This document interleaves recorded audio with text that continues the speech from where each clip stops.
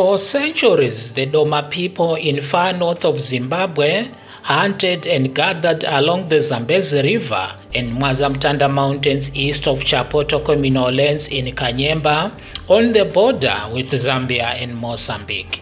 Hello viewers, welcome to Mbira TV and welcome to the program Around Zimbabwe. My name is Sebastian Kanema. The Dema people are actually a group of people which is in this community. I do not say that actually, no, it's the entire community. They are just a very small fraction of our community. Probably I would say 1 to 2% of the entire population. These people, originally they came from Mozambique in Songo area. I think it's around Kaborabasa. They came here as part of the contingents of people who came with our ancestors. That is Chihumbe, Kanyemba and Nyanderu. These are our ancestors who came here to look for ivory. So on their way, they were collecting all sorts of people on the way. So these are the Demas who are present in this area. So when they came here, they found that in ourselves, the Chikundas, preferred to live along the Zambezi in the flat lands. So they were not happy about it. So since they were used to staying in mountains, they decided to go to the nearby mountains. In Zimbabwe, the Dema are referred to as the two-toed people, but it is not every Doma who has such features. Different versions have been given as to why these people have only 2 toes, but many believe it's not hereditary. Some say this special feature enabled them to climb trees with much ease. Well, that's just a myth which is completely untrue. Yeah, we have the 2-toed people among the Demas, but this is just coincidental. I really don't know how it comes about, you know. Out of the total population of the Dema, of the, you know, let me say,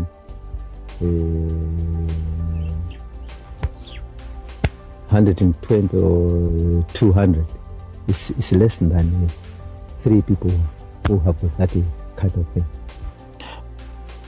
Before independence, the Doma continued with their activities, hunting at will without much restriction and gathering honey, their special food. In the mountains, they established temporary structures while others lived in caves without fear of snakes. They claimed that the Smith regime encouraged them to hunt by providing them with bundles of wire which they turned into traps. Vaipiwa waya na Smith wachitea muka vaipirwa kuno manchi na kwa mzituko uko ku ndo vaipirwa ku rest camp ndo vaipirwa waya kuti no denya chiamu vaipirwa waya because kurima vamagoni kurima saka ibatsirwa waya na Smith. After independence, many people became interested in the Doma clan. Attempts were made to visit their areas, but since the Doma were a secluded group of people, the visits were treated with a lot of suspicion, especially those who want to know the history of the Doma people. Most of them pretend to know nothing about their history and lifestyle.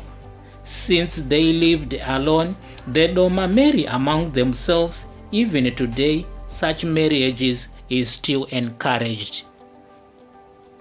Vamwe vaitora mwana wa sekuru, vamwe vachitora mwana wa mwana wa nzadzi, mwana wa mwana wa nzadzi. Kuparora racho rainge rakamira sei?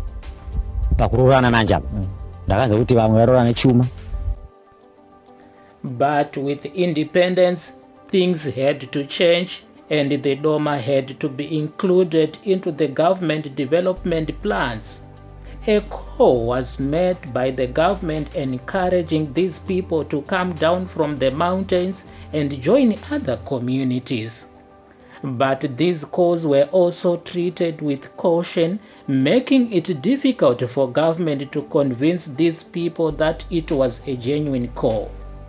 To lure these people, government officials left food handouts in the mountains together with clothes, since these people did not have clothes. At the start of the whole exercise to lure them to come to the lower grounds, it was a bit of a problem because most of them had been used to staying up there in the highlands. But eventually, with the more and more persuasion by ourselves here and the government. Was it only a persuasion through word of the mouth only? It was persuasion through word of mouth. It was persuasion through gifts given to them.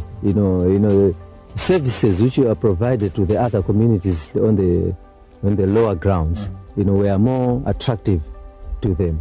So they decided that they found out that they were on the losing end if they continued staying there.